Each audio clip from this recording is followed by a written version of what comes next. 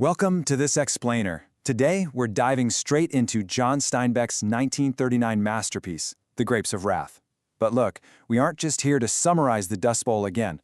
We're going to crack open the deep, hidden architecture of this novel and see exactly how it operates as a truly profound mythological journey. We're actually going to kick things off with a pretty fierce letter that Steinbeck wrote to his editor Pascal Covici. Covici had asked for a slightly more uplifting, traditional ending to the book. Well, Steinbeck point-blank refused.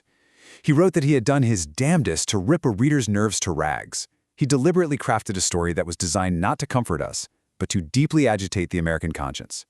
He wanted to write life exactly as it was lived, with all its raw, brutal edges. So, to really grasp why this book hits as hard as it does, here's our agenda for today. First, a controversial masterpiece. Second, the shift from I to we.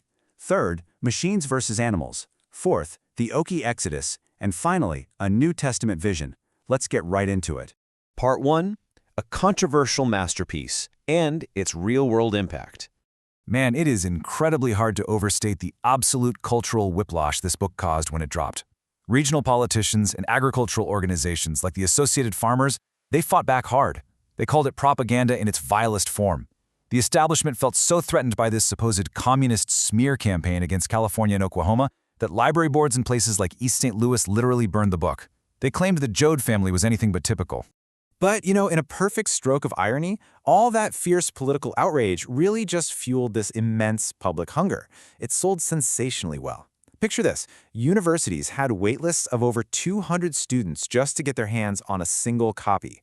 Across libraries nationwide, it was second only to Gone with the Wind. And all of this massive, undeniable resonance ultimately earned Steinbeck the Pulitzer Prize in 1940. Moving on to part 2. Let's look at the shift from I to we, which is really Steinbeck's philosophical core. Okay, so right at the moral engine of this entire story is this concept of the oversoul. Borrowed from the American philosopher Ralph Waldo Emerson, this is basically the belief that maybe all humans share one massive, interconnected soul. And Steinbeck puts this exact idea right into the mouth of his wandering preacher, rooting the migrant struggle in a foundation that is deeply spiritual, yet entirely earthly at the same time. Now, this oversoul concept forces a really painful moral evolution for the Joad family. They start out trapped in what you could call possessive egotism, the isolated I, caring only for their own blood. But as they are stripped of literally everything, they start to realize that to survive, they absolutely have to integrate into the we.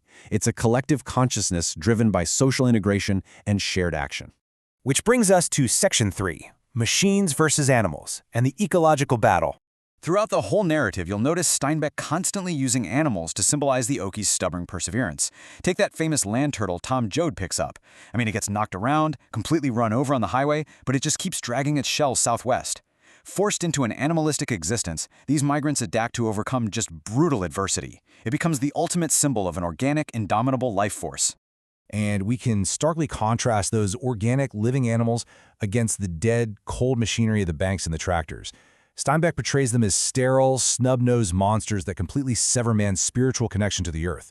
He writes that these machines don't breathe air. They breathe profits and eat interest. They displace the human element entirely, which creates the unnatural environment the Joads are desperately fleeing. All right, Section 4, the Okie Exodus, where we'll be mapping the allegory. This is where we hit the true architectural marvel of the novel. Steinbeck essentially elevates a 1930s labor crisis into a timeless myth by mapping it directly onto the biblical Exodus. It's like a giant puzzle. Just look at these parallels. The Dust Bowl of Oklahoma, that's Egypt. The oppressive banks and tractors are Pharaoh. The dust and erosion act as the plagues. California is the promised land of Canaan, and Tom Joad rises up as the Moses figure, leading his people out of bondage. And that biblical mapping doesn't stop there. It continues right along the journey.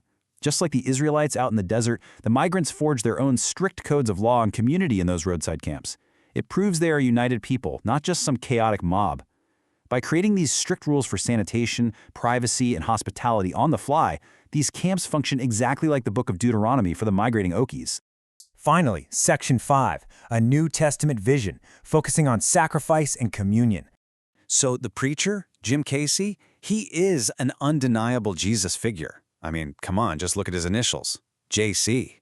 Much like Christ, he retreats into the wilderness to think and find truth, essentially replacing old dogmas with a brand new social gospel of love.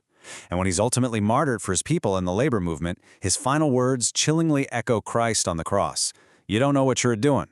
This New Testament vision brings us straight to the book's highly controversial ending, where Rose of Sharon nurses a starving stranger. Now, this isn't just there for shock value, it is the absolute ultimate act of Eucharist. She begins the story as arguably the most selfish character, but by giving life to a total stranger, it proves the Joads have finally achieved that we philosophy, fully embracing the entire human race as their family. So, as we wrap up this explainer today, I want to leave you with something to really ponder about the multifaceted nature of Steinbeck's great American epic.